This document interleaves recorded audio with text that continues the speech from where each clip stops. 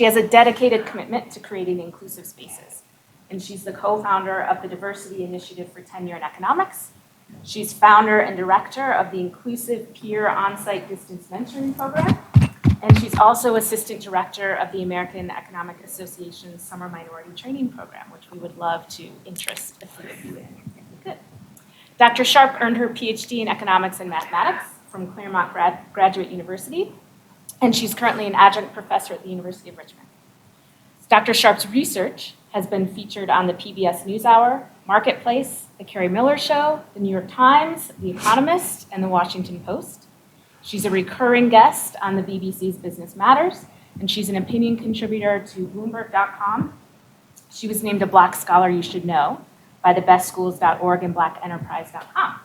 And today, Dr. Sharpe will be presenting a talk on I Am Not Your Woman of Color, why disaggregating data is crucial for effective public policy. So welcome. Thank you, Christine. So before I get started, I want to make sure I thank Alex I was saying to some of you, I came here in the fall to recruit for the AA summer program, and he was not here. And he said, we have to have you back.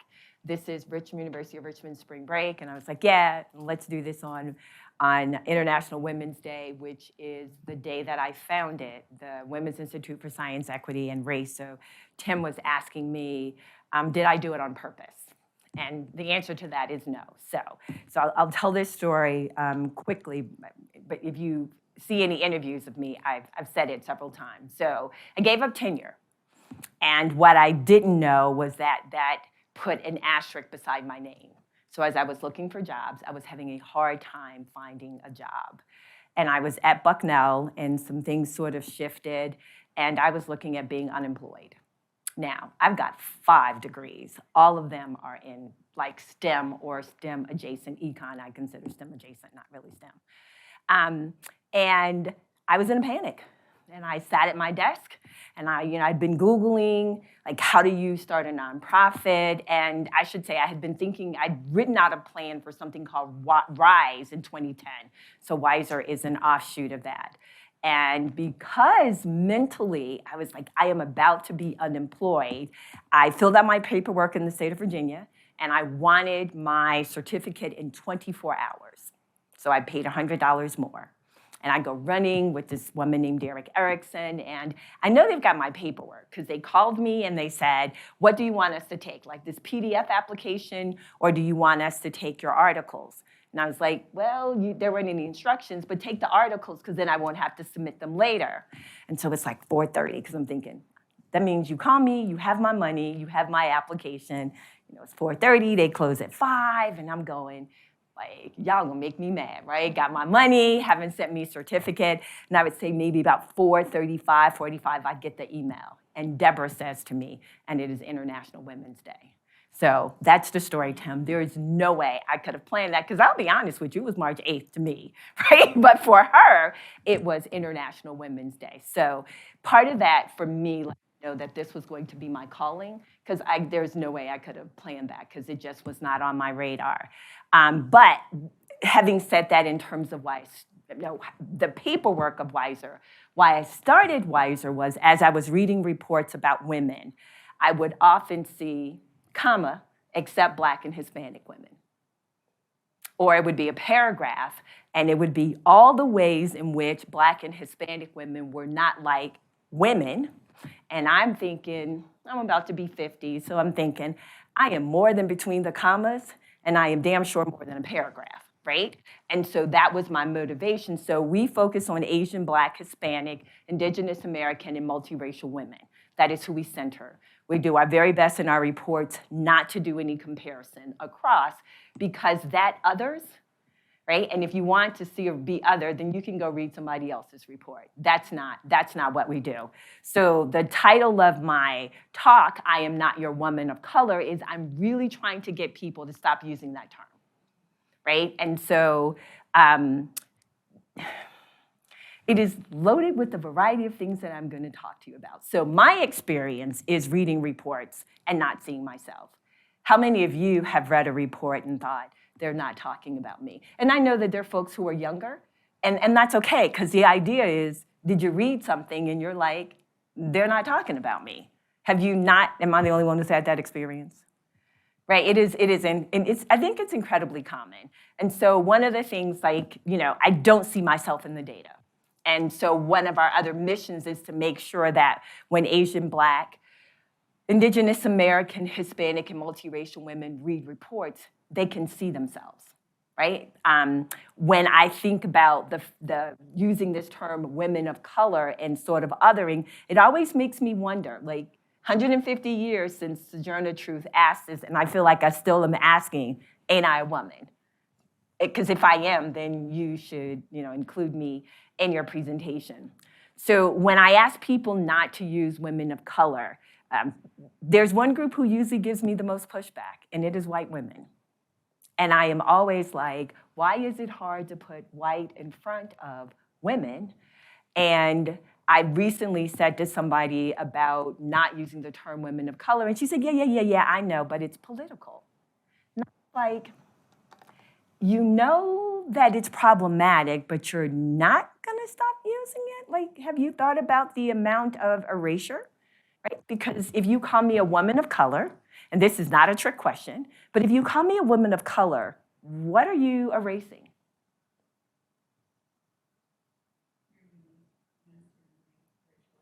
Which is what? Okay, but you're looking at me. How would you describe me? Okay, so Bridget says that you erase the fact that I am Black or African American. I think that's incredibly important because it gives you some context of potentially what my experience might be in the US, right? It also assumes that all Asian, Black, Hispanic, Native American, and multiracial women are a homogeneous group, and we are not homogeneous. And then finally, I think this is my favorite part, and this is why I believe in also disaggregating data, is it hides inequality. So when you call us women of color, you cannot see how we experience a variety of issues in the US, right? And so I always say to folks, we can have the same experience, but the consequences are different. So I believe Equal Pay Day for women this year is March 15th. And then you're gonna see days come after, right? So Black women, for Indigenous women, for Hispanic women. 2 years ago, I wrote for Bloomberg and I asked, when is Equal Pay Day for white women? Right? AAUW still does not have an Equal Pay Day for white women. And that makes me mad, right? Because I'm like, how do you just, okay, I know it's easy to ignore me, but I'm like, how do you ignore me, right? Like that just, so much of that just does not feel good for me. I think also when we're talking about women of color, it has become a biological term, right? It describes my race, and it has become a term to be used whenever you're talking about anyone who is not considered white. Loretta Ross, and if you Google this, or if you can get this link right here, you can see Loretta Ross, a transcript of Loretta Ross talking about the 1977 National Women's Conference that Black women got together because they were like, they had no confidence that the broader convention would address their issues. So they got together and they had a Black women's agenda. And then other women were like, hey, we heard y'all were meeting. We have some thoughts. And from that, they came up with the term women of color, which was intended to be a political term, not a biological. And it was one that was uniting them around oppression. The way it has evolved is now it is used as a biological term. And I just don't like it. Don't erase it. Now, you hear me saying that today. The summer of 2016, I go to Chicago and I'm meeting this woman, Sandra Finney, and our website used to say that we focus on women of color. And I said that to Sandra Finney. And she had a very intense response for me. Like, why are you saying women of color? And then she proceeded to tell me about an experience she had with an interviewer in which she said, as an African-American woman, and the reporter reported back, a woman of color. And she was like, I didn't say that. What I said was that I was an African-American woman. And at the end of that conversation, I came back and I readjusted our website to articulate what we mean by women of color. And so I want to pause and say, I don't have any aversion to people using the term women of color. as long as you've defined what you mean. And I've read studies where they will be talking about Black and Hispanic women and then say women of color. And I'm like, no, you're not talking about women of color. You are talking about Black and Hispanic women, and that's what you should say, right? And not lump it together more broadly. So disaggregating data. When I talk to people about disaggregating data, I have 3 reasons why I like you to do it. So the first one is it allows for an intersectional analysis, right? So if you disaggregate data, and I like for people to disaggregate data by the characteristics believed to influence an outcome.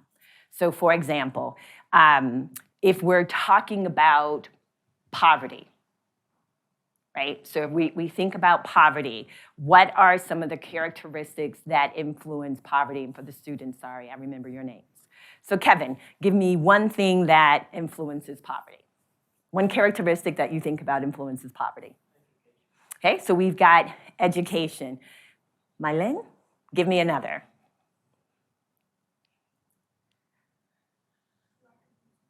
Okay, lack of resources. And when I think lack of resources, I like to put that under the umbrella of household structure. Do we have a single parent, 2 parents? So we have education, resources, which are often attached to the structure of your family. Priscilla? Employment. And Emma?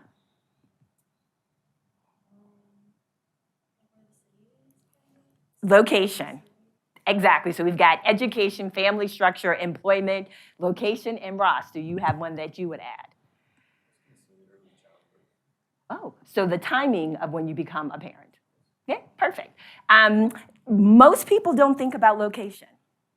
We are doing some work for an organization called Share Our Strength on single low-income moms, and it's what we're adding to it. We're thinking about metropolitan versus rural spaces so we can see if poverty looks different in those spaces.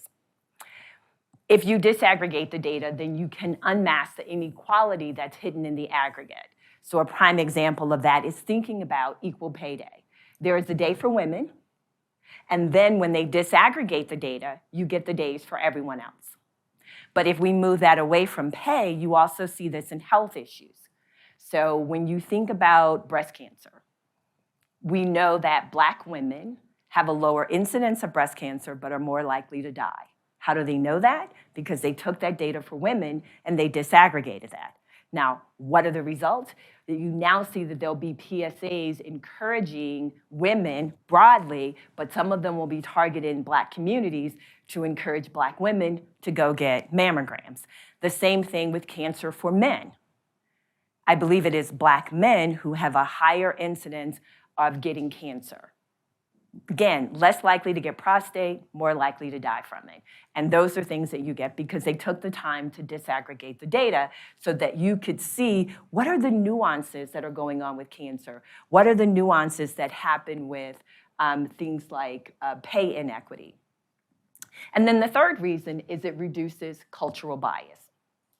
So if we talk about an intersectional analysis, when you disaggregate the data, it allows you to think about the complexity of our identities. So Bridget mentioned, she looks at me and she says, African-American woman.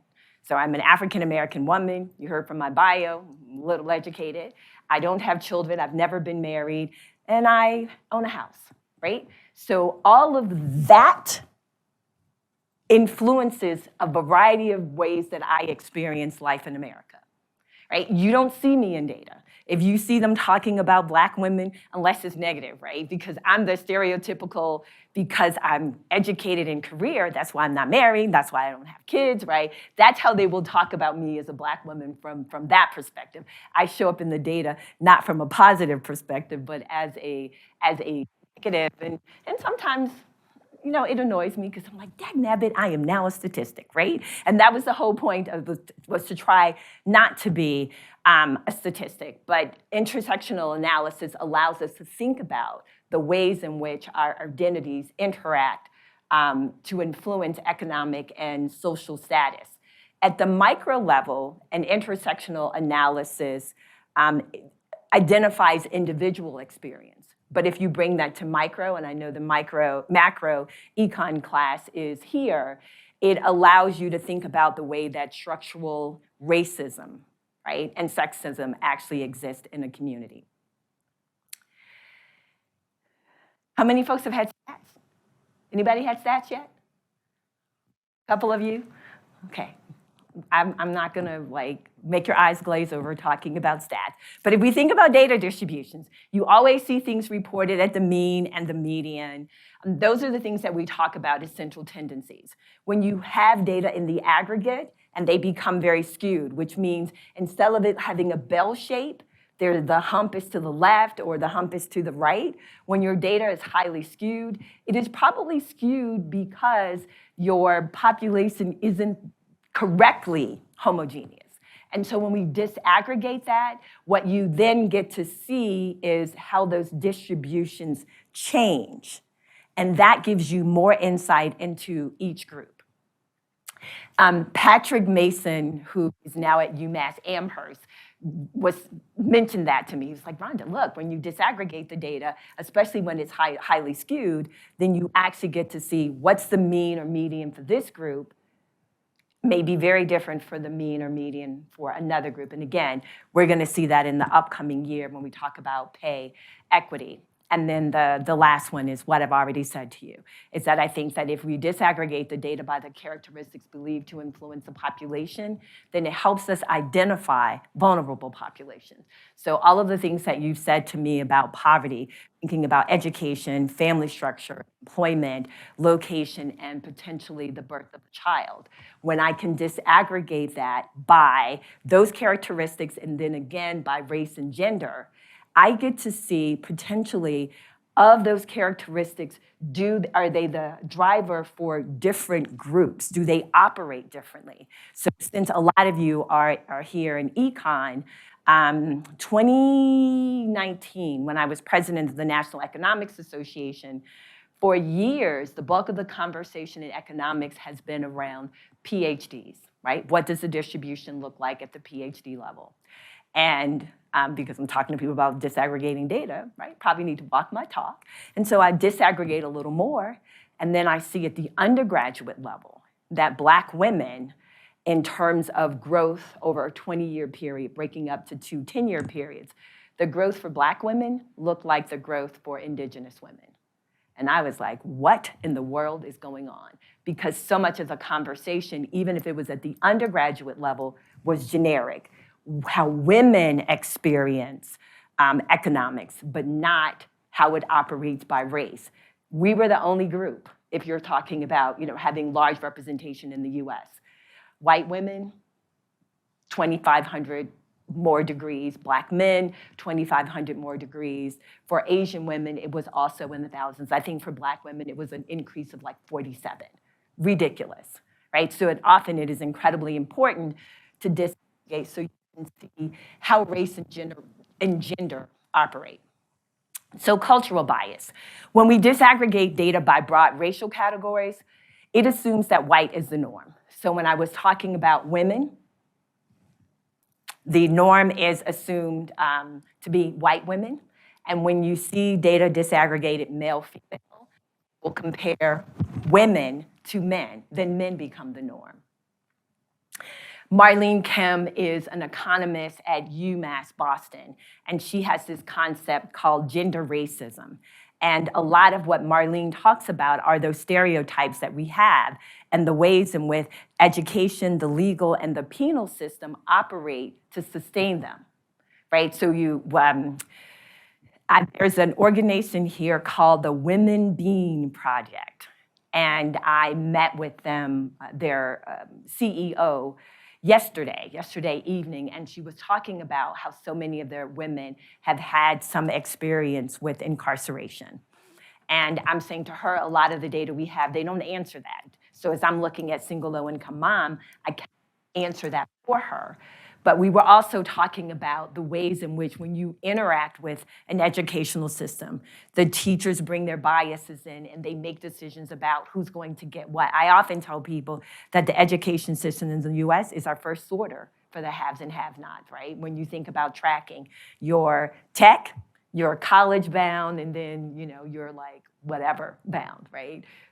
Somebody's praying that you just are gonna live, right? And not necessarily worrying about race. There is, as I spoke to you about the first one, there's a young lady named Nancy Lopez who is at the University of New Mexico, and she talks about street race. Sorry, what's your name? Okay, Adriana is shaking her head about, yeah, so Nancy, what I like about Nancy's work is she talks about some of the challenges we have with the census. And so when you go in and you're looking at the census, if you're gonna pull out Hispanic to do analysis, she talks about there is a difference between how you may check that box and how somebody on the street identifies you. And I think that we forget in the US how we operate visually. And we operate visually to begin to put people in boxes so we can think about how we're going to interact with you. And so she talks about how your street race may not be the same race that you're checking on a box, and then what can potentially be those conflicts. And then, I'm not moving enough? Imagine. And then the last one is just to remind people that women does not equal white. Right? And in my article for Bloomberg, my whole point is when you do not have an equal pay for white women, or when you do not have reports that separate white women from the data, it denies them information about how their gender oppresses and how their race privileges them. And I think that is an important part of the conversation. Like everybody needs to know how you're oppressed and how you're privileged. And I also pause here and say that there's a woman named Stephanie Wildman. She has a book called Privilege Revealed, which I used to use for a class called Meritocracy in America. And one of the things that I like about the book is she reminds us that privilege is contextual. And we will often have a conversation about white privilege and ways in which we think that white men are always privileged. Well, if you ask some white men if they are in some environments, especially with white women, yeah, they lose their privilege pretty quickly. Because I feel like the one group that gives white men hell are white women. Everybody else, you can, but it's a little more intense. And when I was at the University of Vermont teaching this class, one of my students was just talking about going to a barbershop. He was young, and the barbers were old. And he did not feel, as a young white male, privileged in that space. He was like, yeah, I'm gonna buy clippers, because I think I could do just as well cutting my own hair as walking in and sitting in the chair. So I think that we forget that a lot of times privilege is contextual. I am very aware as an educated Black woman that I am privileged relative to a lot of other women, not just Black women. And I think a lot of times we forget that. So when we're talking about disaggregating data, I'm aware, right? There are data limitations, and one of them is the census data and a lot of the public data sets around education as well do not have the ability, don't ask a question for people to identify their sexual orientation or gender identity. And that's problematic, right? Because as we become more open and more willing to accept people not fitting into that binary of male, female, or being heterosexual, there is likely to be an increase in discrimination for those groups. And if we do not have the proper data for the economists who do work on discrimination, we don't have the data to produce the reports to support these folks when they go to court. So that's one. This is, okay, no student throw anything at me, because when I talk about this one, people often give me the side eye, right? So all of these studies that we see about student loan debt, generally people are using the Survey of Consumer Finance, right? So anybody who teaches stats, one of the first thing we tell students, correlation does not mean causation. But if you listen to a lot of the conversation about the student loan debt, it is, well, this group didn't have debt, they own houses, this group has debt, they don't have houses. But here are 3 questions that data doesn't ask. They never ask, did you want to own a home? Right? If I didn't want to own a house, then of course I don't own one. Right? They do not ask, have you ever applied for a loan? And then they don't ask, were you denied a loan because your student loan debt increased your debt to income ratio and therefore you were denied? I think those are three very important questions if we're going to talk about the burden of student loan debt. And if you don't have answers to that, we might want to rethink the way that we talk about student loan debt. Now, do I think that student loans should have some cap? Absolutely. My dissertation was in mathematical finance, and it was an option for financial aid, which essentially meant if the institution gave you a loan and you weren't making a certain amount of money at some point in the future, then all of your debt would be wiped away. Very different than these income share agreements, which they will sort of tell you is not debt, and they are offered at Purdue. Let me tell you, if you owe somebody some money, it's a debt. I don't care how they talk about it. If I owe you, it is a debt. And so they forget that. And then I think another thing that we forget is that we talk about the ways in which people are excluded from healthcare, education, transportation, but we don't often talk about the ways that people are excluded from data collection. When I was at Bennett College in 2004, 2005, I would taught stats. And one of the things that I would remind my students, when you read a report that has stats in it, a couple of things I want you to think about. First, who are they trying to influence with those statistics? Right? Because whenever we throw out a stats, we're trying to influence somebody. Who is that? And then I would ask them, who did they exclude? Who's not being represented in that data? Because we don't often think about that. Again, when I was saying those studies, I will talk to people about, and I think there's a psychological study that shows there are Black women in a restaurant and they're talking. And there are people around them who do not see them. And they were like, what? There were some Black women sitting beside me? And they talk about Black women being invisible. Now, I will say, if I walk in a place and I get bad service, like they look past me, I'm quick to tell them Black is the absence of color. It does not make me invisible. Right? I'm a bad customer. Like I'm really bad. I'm really bad because I spend most of my time thinking about things about race and gender inequality. So I'm super sensitive when I walk in some places, and then sometimes I have to apologize and be like, my bad. Okay, y'all were a little busy. But they talk about that. And then I remember saying to Marlene Kim that, Black women will talk about being invisible. But when you go to do your data analysis, you separate those racial categories. And then you make a conscious decision about who you're not going to talk about. So at the point that you choose not to talk about Asian and Indigenous American women, you're erasing them out of the conversation, right? So we may be invisible, but they are then erased. And so somebody asked me, Monday I was at Colorado College, and someone asked me, well, what do you say about small sample size? And I'm like, what do we teach in stats? We teach 30 data points, right? If your data is highly skewed, then you need 100, right? To me, if you are uncomfortable with the size of the data, then footnote. Tell me you're not reporting a result because the sample size is too small, because then I know you thought about me.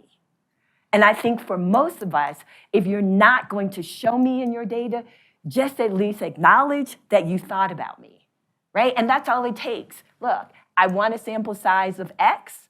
This group did not have that sample size, therefore I'm not reporting on them. That way, when you're reading it, they're not ignoring you, right? For them, it is a data issue. But one of the things that I also want to remind, because everything that I've said so far is disaggregating data with respect to personal, human. But you can also disaggregate data in the business sector, and my examples are centered around women. But for folks who are in macro, you will often see that people will do reports and they will disaggregate transportation types. I think I've seen studies about the rainforest where they disaggregate the various ways they collect water. After my talk at Colorado College, 2 young men came up and asked me, and they're like working with campus security. And they said, well, how do we disaggregate this data, right? Which is about campus security. And my response to them was, hey, think about location, right? Is there a particular place on campus where you're having an increased incidence? Is there a particular time that you're having incidences? Because they probably can't disaggregate by race and gender because you would out that somebody has had some challenges on campus. And so you don't want to do that. but just to think about disaggregating by location and by time.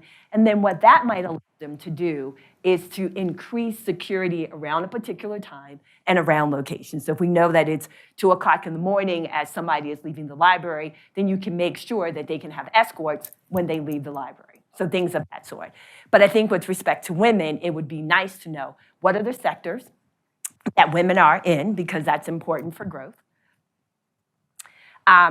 And then once you have that, the reason it's important is because we know that when women own businesses, this is my next one, when women own businesses, they are more likely to hire other women, and that allows people to move in terms of economic mobility, and we want to be aware of that.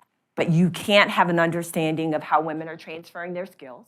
You can't have an understanding of the gender bias by sectors or industries, or even biases in networking if you're not disaggregating the data to see what are the sectors women are in. There is research that suggests that women tend to be, and when they start their own businesses, it's not going to be capital intense. So if you actually think about it, you see a lot of women in marketing.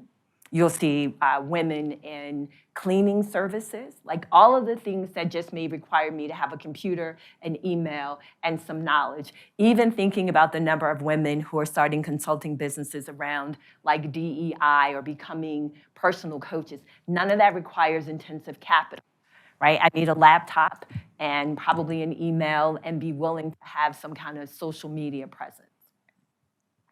So I should pause, because usually I allow people to ask me, any questions or thought about what I've said so far? I'm sure y'all do. Y'all just going, I'm almost done. I literally have so we're at my conclusion. So in saying all of this, right, it is not lost on me when I'm talking about disaggregating data for public policy, that if your metrics aren't right, and your metrics are going to be dependent on the data. If you don't get that right, everything else is a wash. And this side of the room has some PhD economists who are on your faculty and in administration. They will tell you, right, economists will come for you when you're at a presentation about your methodology. Let me take that back. First, they will get you on the title. Why did you title it that? And then when you get past that conversation, the next thing they will really get on you about is the methodology. And when I was a postdoc, there's a woman named Donna Gillespie, who is the chair at UNC Chapel Hill. She and I would have this tension because Donna would always harp on the methodology. And I'm like, Donna, that's great when you're with economists, but when you're talking to lay people, they trust that as the expert, you've done the methodology right. What they need you to tell them is, what did you find, and what does it mean to me, and how can we use it, right? And we would always have, sort of that clash. It's it's understood. That's why they hired you as the economist, right? Because you're supposed to be the expert and have these technical skills. Now tell me what it means and what I can do with it. I think one of the challenges as we're thinking about data is we don't often enter the collection with how we want to use this. What are the inequalities that we're looking to solve to make sure that we're asking those questions? I think the census is having more of these conversations about race and ethnicity, identity, and they're also having more conversation about sexual identity and orientation. But I'm not sure they think more broadly. For example, why don't we have a question about whether or not you have been incarcerated, especially in the annual survey of economic, I think it's situation or conditions, ASEC, which is what they use to give you all of the poverty estimates that come out in September, right? You gotta know that people who've had some experience with incarceration are gonna have harder times getting jobs and getting an earning, and therefore more likely to be in poverty, but they don't ask that question. Right? And again, I'm expressing this because this is what Tamara was asking me yesterday. Reminder that we want people to disaggregate the data by the characteristics believed to influence an outcome, and not just by race or by gender. I think of those as the banal ones, right? We want to see that intersection. And these are the 3 reasons I already talked to you about.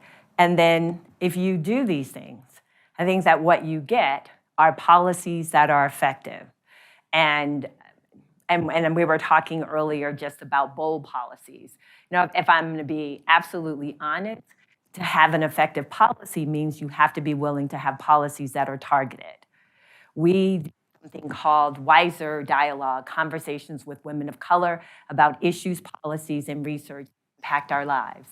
And Rebecca Dixon, who is the executive director of the National Employment Law Project, was one of our guests. And she said, look, if you do not target your policies or you're not thoughtful about them, she's like, inevitably, the primary beneficiary will be white men. I was like, oh, really? Interesting, right?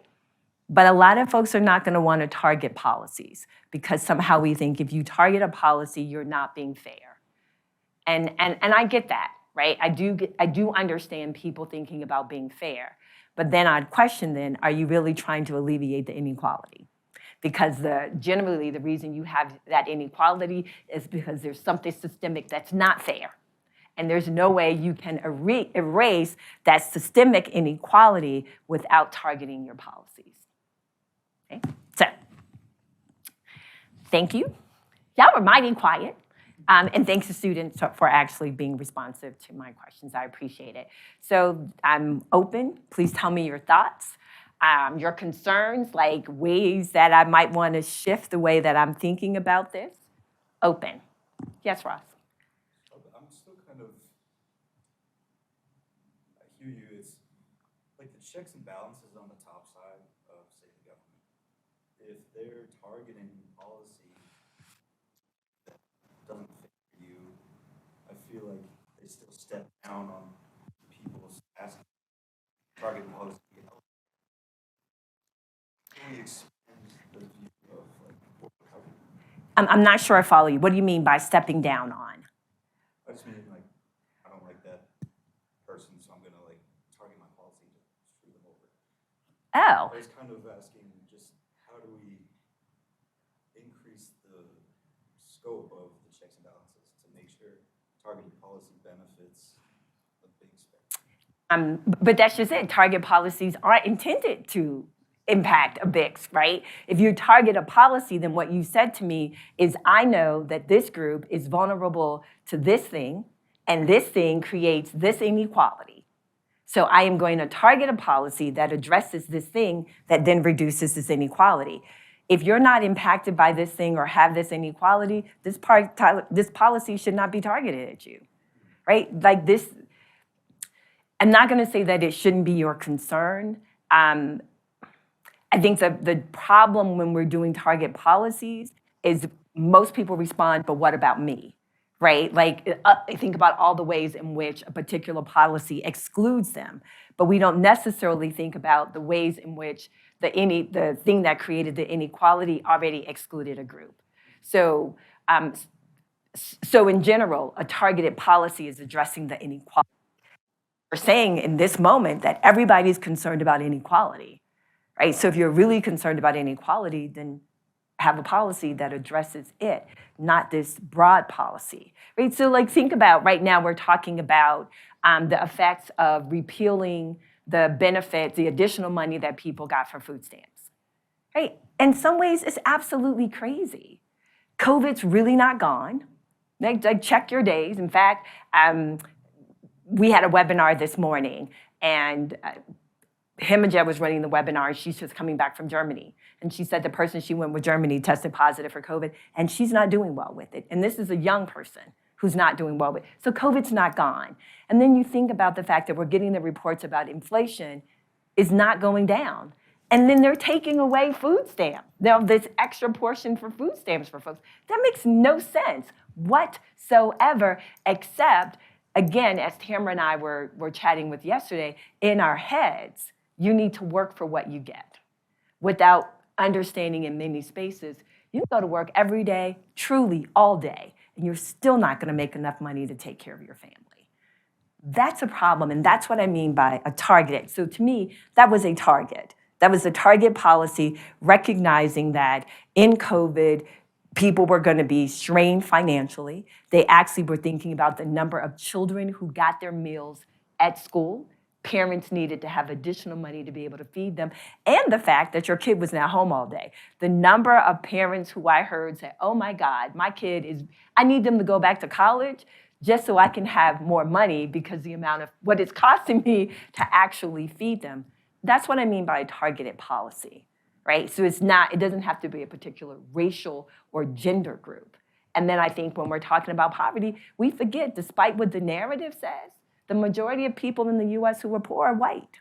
They're not Asian or Black or Hispanic. But the narrative will tell you something different. Now, they may be overrepresented given their share of poor, but they're not the largest group. And so I think a lot of that also requires us to begin to shift some narratives of the stories that are out there. So I don't know if that answers your question.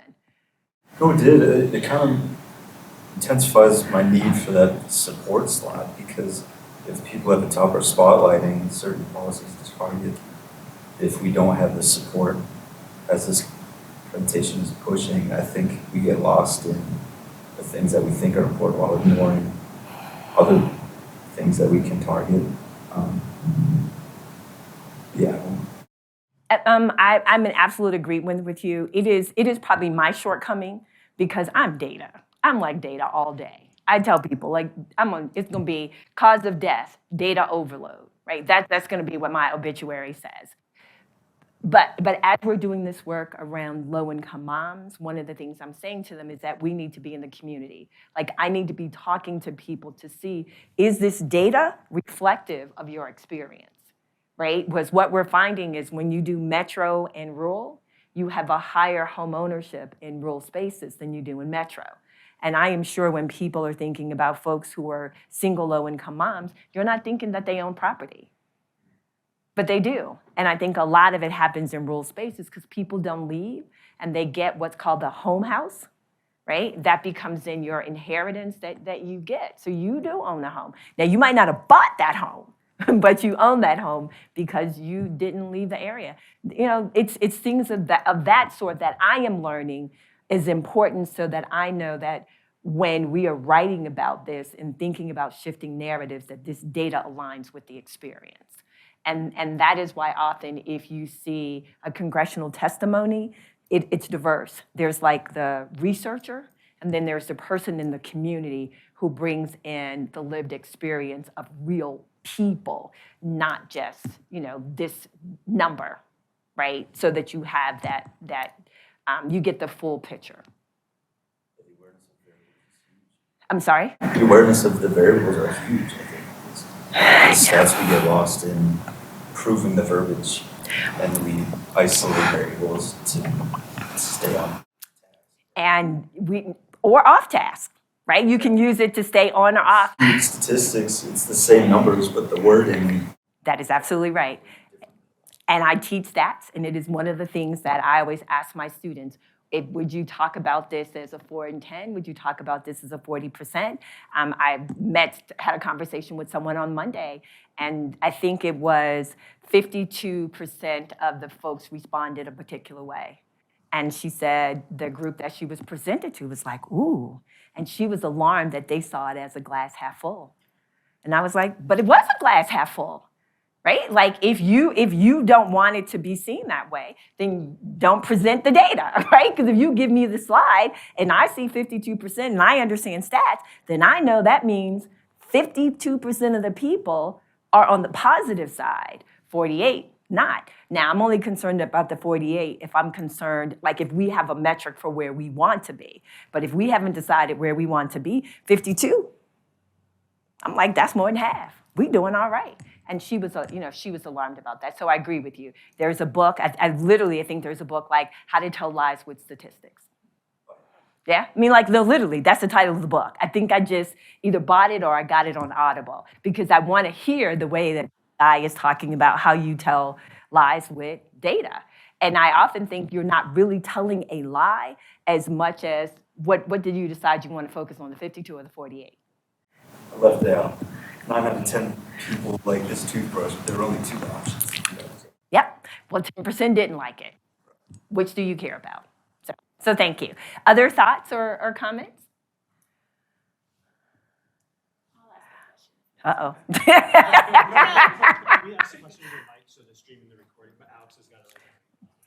And I'm really just curious to hear your thoughts on this since you brought up the data limitations idea. I was talking to a colleague the other day, and I'm not, what's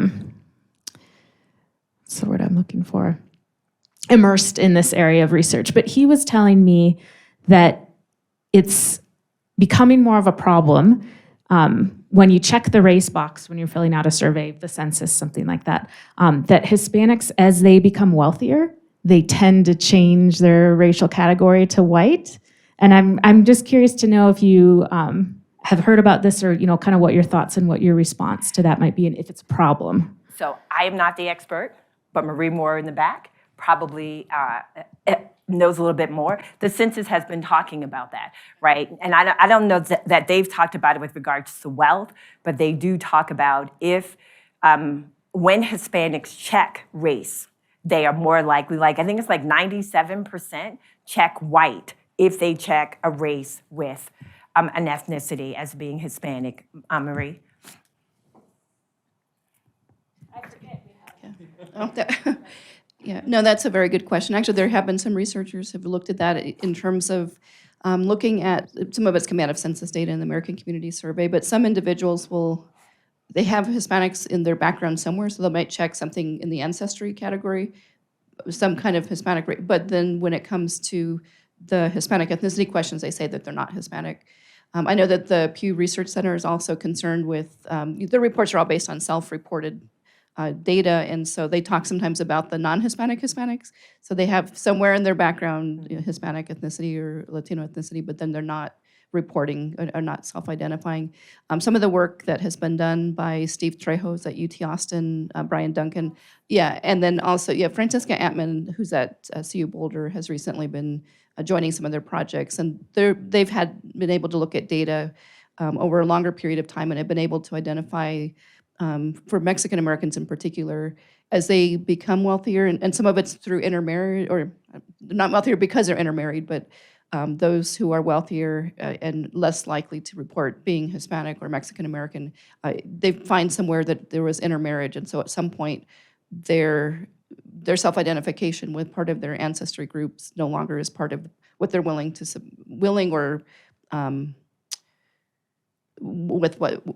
report, or what they actually do self-identify with. So there has been some work with that, and that is an issue when we are trying to disaggregate data, that we're potentially losing a population because of changes in self-reporting.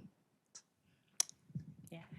Now, I would say for me, I think about that because of Nancy's work on street race, that it is hard to know whether or not you're being discriminated against because of your surname, if somebody's looking at you on paper, or are you being discriminated against by phenotype, right? Because if we all accept that in the U.S., race and I'm going to say gender, not sex, gender and ethnicity are social constructs, right? So if you start with that, right, then it does become a little more problematic as we're thinking about issues of discrimination. What do you do? Because again, you get to self-report, right?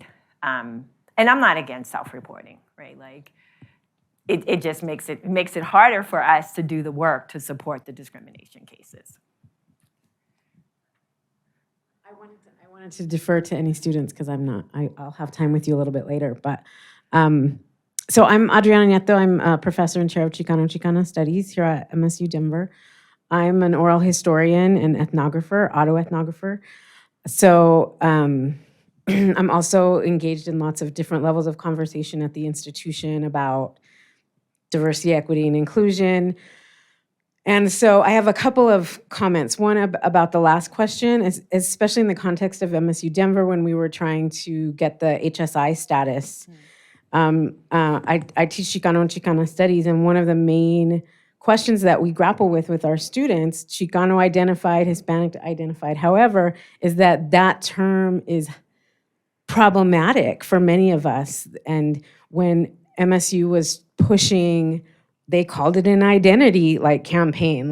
We need to get students who might not check the Hispanic box when they enroll, because that's how that is collected. When you are admitted to the university and you are registered, you have the option of checking one of those boxes.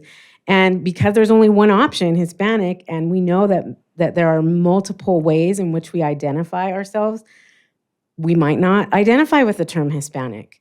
And so there was this push that made me like, oh God, no, we don't want to force people to identify themselves. That's like what we resist in our classrooms, because there's no one word that fits all of us, but because of the institutions and the census, right, we're forced into that. And so I think it's so hard, even disaggregating underneath the umbrella of Hispanic, which gets at lots of other nuances.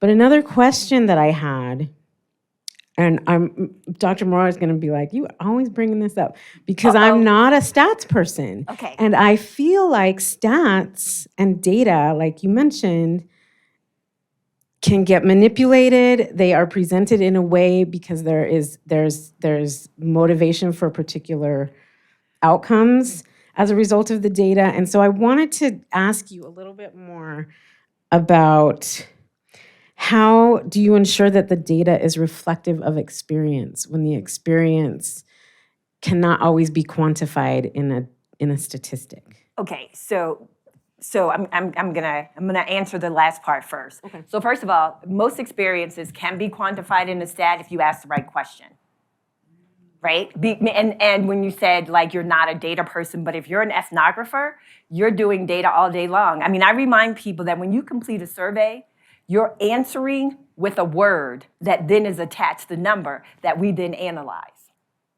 Right? It starts with words, and then we assign a number to it. And as an ethnographer, if you're going through and doing context analysis, you're looking for how often a particular word actually shows up. And you will write about, this showed up most frequently, this response, blah, blah, blah. You're using stats in very much the same way. Different language, but you are doing a count in terms of the stats. So that was part of my question about, or my point about, if you're talking about eliminating inequalities, you have to start with that for your survey. So then you're asking the questions to get at that experience. And I think in general, as we're becoming more diverse, as we are saying that we want to be more inclusive in spaces, we want to be more equitable, I'm not sure that our data sets are asking those questions to get at those experiences around inclusion and equity. And I'll tell you, I did some interviewing for DEI jobs. And I can tell you many times, the thing that got me knocked off the list is I would tell people all the time, if your space is one where you are telling young white men to be quiet, and that's your idea of inclusion, you are not creating an inclusive space, because an inclusive space is supposed to be a space where everybody can talk. But if you're telling white men to be quiet, that is not an inclusive space. And people would invariably look at me and be like, yeah, we don't want her.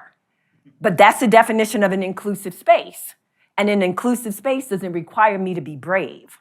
It should already be safe by definition of inclusion. Right? So all of that, if we're thinking about in this DEI moment, so many inclusive spaces are about asking a particular group to be quiet. That's not inclusion. It's just not. So unless we're asking those questions, right, and those questions are words, and those are words around your experiences. And I think that's why you have people who, make a living creating surveys. We're 3 people. We now have a comms person, and someone sits on my board used to be at a much bigger space.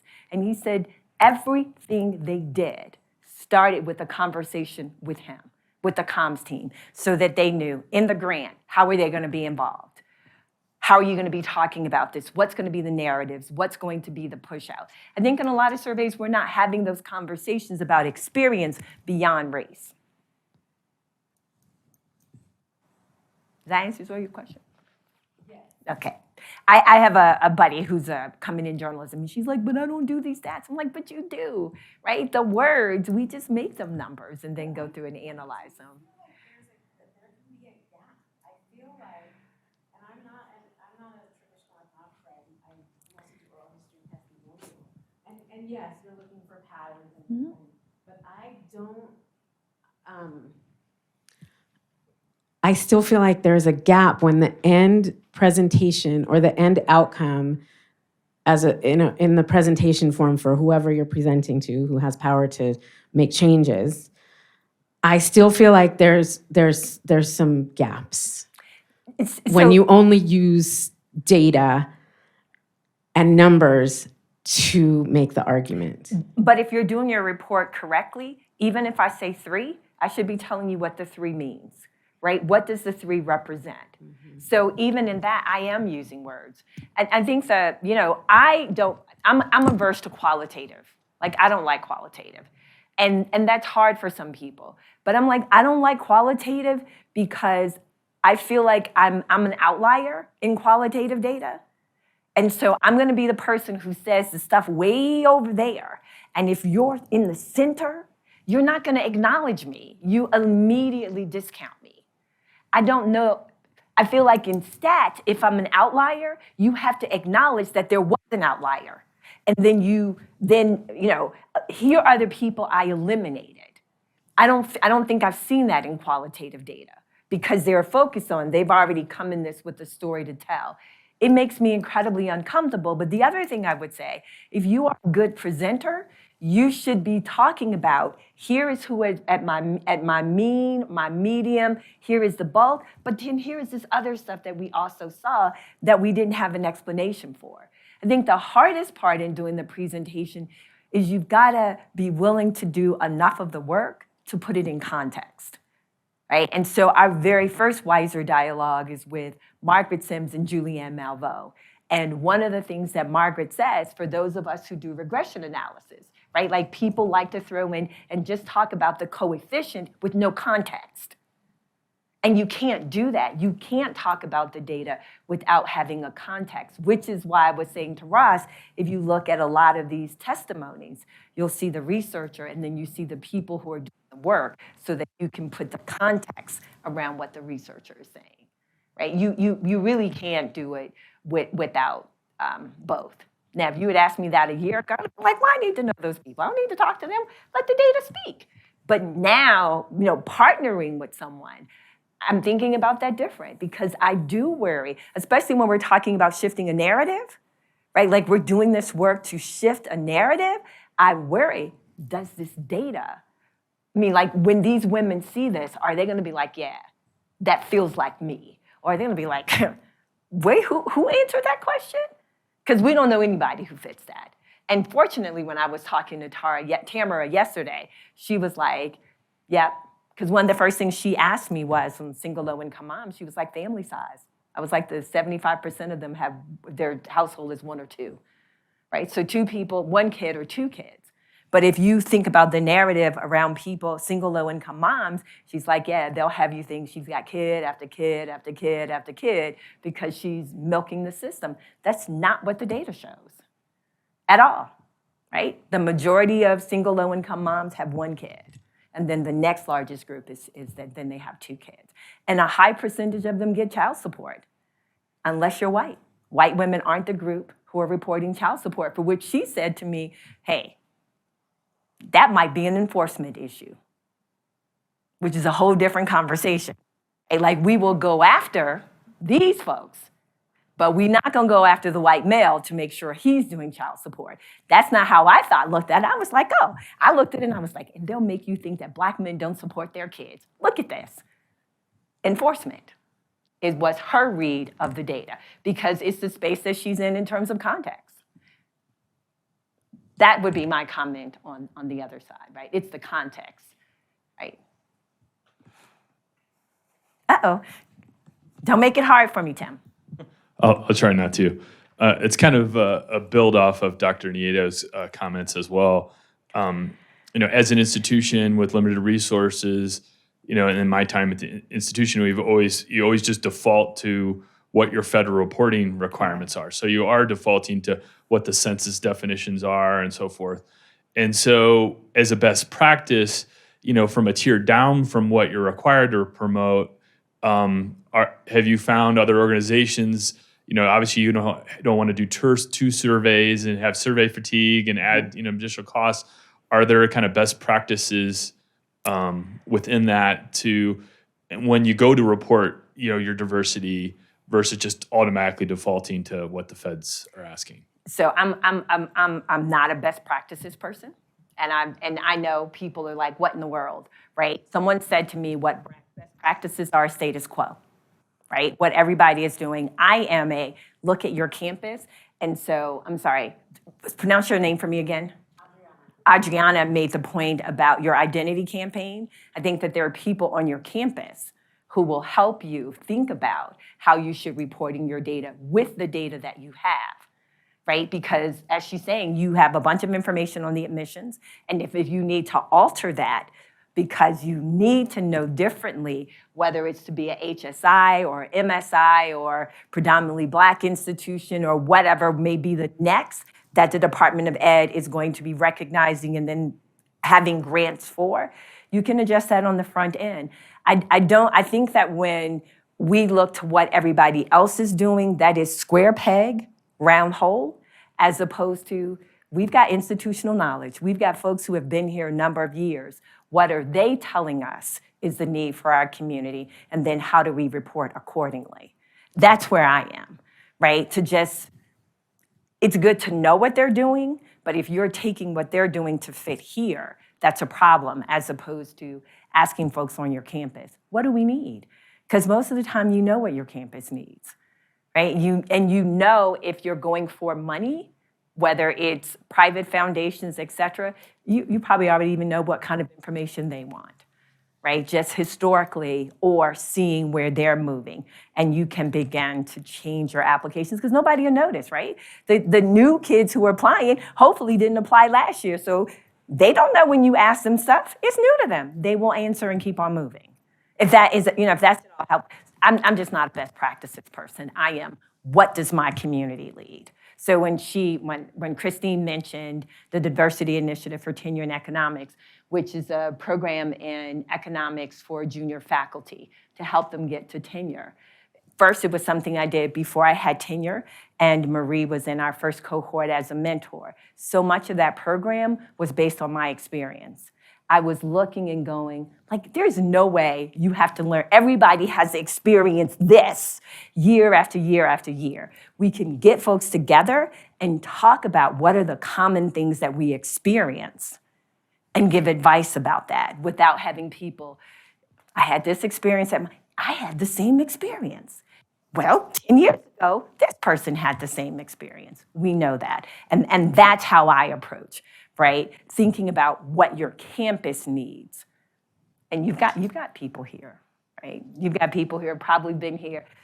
Alex has been here 20 years, right? How long have you? 20 years. So you've got people who have been here 20 years who can tell you the changes and what they think, just nationally as well as locally, if that's it.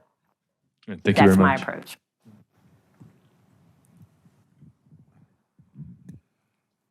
So I know everybody who's here except for you. Hi, I'm Matt. Hi, I'm a student in Dr. Peter's class, Economics for Race and Gender. Okay, thank you, Matt. Any questions or thoughts? Not a one, I see you taking notes. Okay. So I know that you all are getting ready to start talking about things about the labor market, right? And me and Bureau of Labor Statistics, they ain't my friends, right? Like, I don't like that they report, they'll give you information for whites, they'll give you information for blacks, and they break it out by age. But when they get down to Asian, it's lumped 16.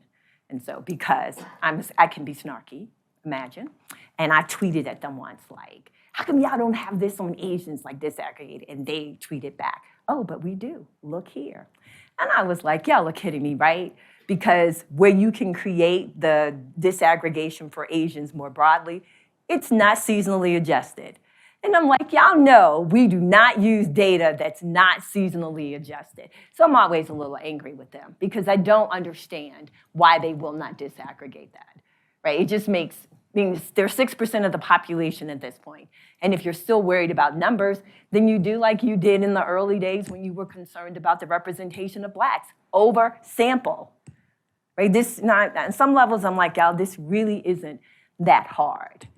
It worries me, it makes me feel like if I go back to what Marlene is saying about racialized gender, right? To think about that's another way for me that an institution is reinforcing stereotypes of being a model minority because you're not disaggregating to show. And I think that is incredibly important. It's the same thing when they do the poverty reports. They will harp Black and Hispanic, but they don't talk about like 8% of Asians are in poverty. Well, they're 6% of the population. So technically, they're overrepresented in the poverty sample. But that's not the conversation that we hear, right? It's just not part of the narrative. Things like that make me angry. Now you got a question. Disaggregating further than that, like I said, it's like with Asians, you can say like country of origin. Oh, I'm sorry. Should we disaggregate those groups even further? Like it's just the Asian groups, should we just say what was their country of origin? See if that may have an effect on their success or not, or lack of. Yes. So within the Asian community, they are pushing. So they have a campaign called Disaggregating Data because they recognize that, I think generally, if we think about the groups that we think about being here long term, so Japanese, Korean, and Chinese are usually the groups that people think about having a much longer history in the US. They have a different experience than if you're talking about Southeast Asians who are coming, Vietnamese. And I even think about for economists who do work on occupation segregation. Right? Occupation segregation is supposed to be bad. And occupation segregation is when you look and you see either particular gender or you see a racial group, like it looks like this is the only job they could possibly do because of their representation in those jobs. But we don't seem to have any conversation about the ways in which tech jobs are highly Asian, right? The representation. And I'm like, so we only care about occupation segregation if you are paid poorly? Because I thought the whole idea was about choice, right? There's minimum conversation. And this wave of these tech organizations doing layoffs. So Himaja, she focuses on stuff around reproductive rights, issues around reproductive rights, and cybersecurity. So today we were doing data privacy. So we had a webinar today around data privacy. And we were talking, it's like, so if you come in on, I think it's the HB visa, one of those, HB1 visas, and you get laid off, I think they get like 60 days, 90 days, something like that to find a new job. It's like there is minimum conversation about how disruptive that could be for a family. Because if your kids are born here, but your parents don't have a green card or are on that, well, green card would be not be considered, are on that visa, you're gonna uproot your kid because your parents potentially can't stay here. But that's not part of the conversation. Things of that sort I worry about, right? But we don't seem to be thinking about it. So the short answer is there's pushes for that. So I think Seattle just passed, you can't discrimination by caste. Harvard did discrimination by caste, which I think, which makes the affirmative action case that clearly the Supreme Court is going to knock down very troubling or interesting is that it is I do believe, a Chinese male who is the lead plaintiff. And for me, I thought, and this is interesting because they've got this push about disaggregating data. And he's saying that Asian students are disadvantaged. All Asian students are disadvantaged? There was no disaggregation in that data in that conversation, right? So I think, so yeah, there is a push for that. And I do think that that is important. So if I was doing something and I thought that nativity, so whether or not you're a citizen, and as you begin to think about employment, that matters. If I thought that was important, then I would think about whether or not you're a citizen. And if I thought country of origin mattered, then I would disaggregate on country of origin as well. Yeah. Would that be based on generation as well? So whether or not you're first generation or second generation? Yeah. We spoke on the census and the Chiquino study questions. What about the parenting situation in the home with structuring? Do I value X? I lived in Asia for a few years, and their value system on arts history and whatnot were undervalued compared to the STEM B. So I guess what I mean with the value system, once they come to the States, depending on what generation of an American you are, would you identify as a certain checkbox in the census, or would you value a certain job to just focus on? Why do you, I'm not sure that I understand. So you're saying that they would not identify racially? Maybe not so severely, but what kind of influence does the parenting structure in the home have on the statistics based on their value system and then like generation? Because if I'm 10th generation, I might fade into the We call that majority. assimilation, right? Right. Yeah. Forgive my inexperience with the statistic terminology. No. I It's, don't think that's the stats. I don't know where that comes from. Maybe that's a cultural. But I think what the data shows is for all generations, the longer you've been here, the more similar we look across the board. I mean, they will pick up all of our bad American habits from what their occupations, educational attainment, marital status, childbirth. The longer you've been here, the more similar we look like. The differentiation is usually in the first generation. I think second generation's kids tend to look like and definitely by the time you're third, we all look the same. We all generally have the same bad habits. These values generalized because in other countries they have common focuses, and in the States we're very open and ambitious on our own story, it seems. And but that is our focus, right? The individualism of the U.S. And I think, again, when you find people that have been here longer, everybody tends to adopt that, right? I don't think it matters race or ethnically. Now, I have a love-hate relationship with both Twitter and Instagram. I keep trying to figure out on Instagram, how do I set Instagram up so I get a lot of information, just a little bit of foolishness? Because I do like the foolishness that I can get on Instagram. And a lot of folks are posting things about the Black community. And they're like, everybody will tell you that the Black community and Blacks in the US are just so horrible. But yet when they come here, when they build their stores and do their restaurants, where are they? They're in the Black community making money. So it's like, can these people really be that poor and bad? Because you have figured out how to come in and make your money off of them. And I thought, this is interesting.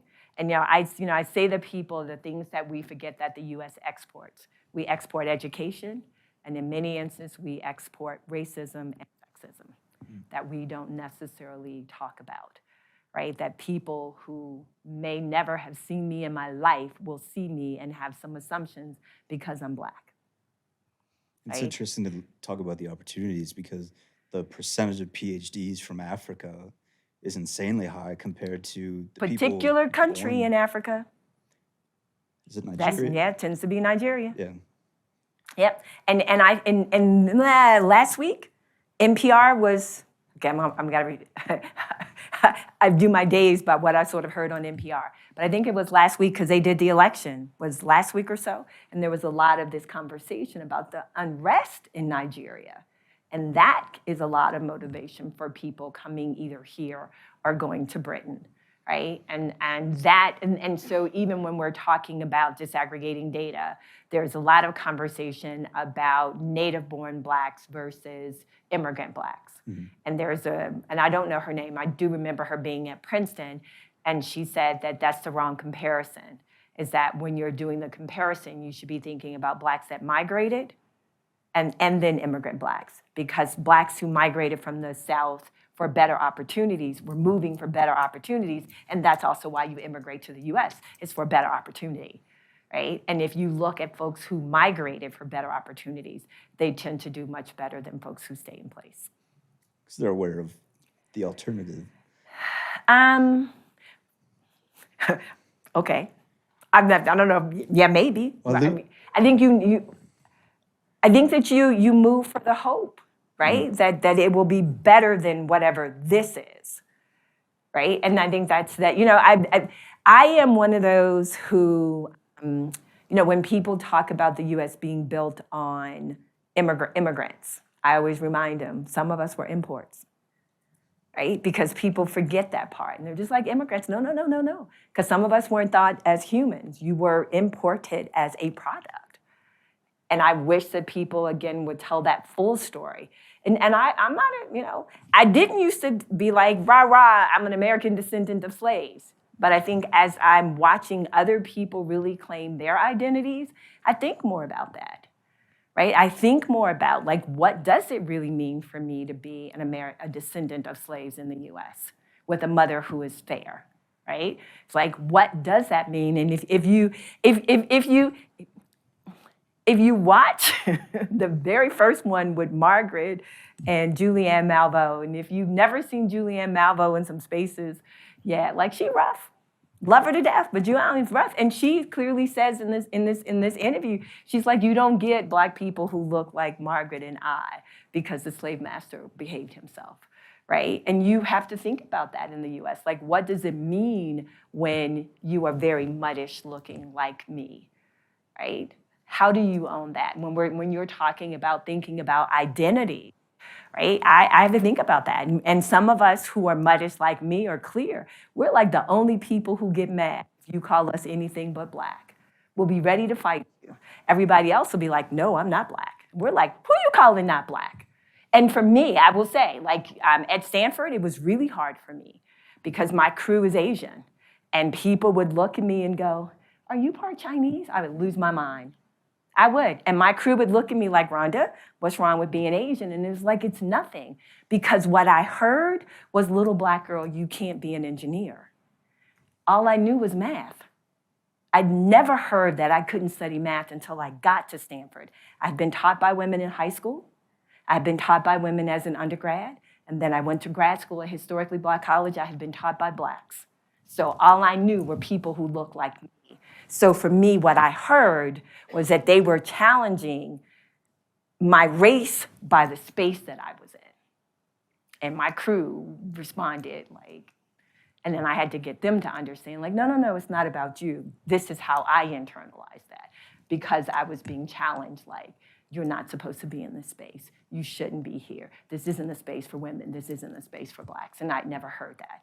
So I think as I've gotten older, I embrace more about being an American descendant of slaves. I think more about what the data says. I think about the ways in which the data represents me or leaves me out, right? Hence wiser. Okay.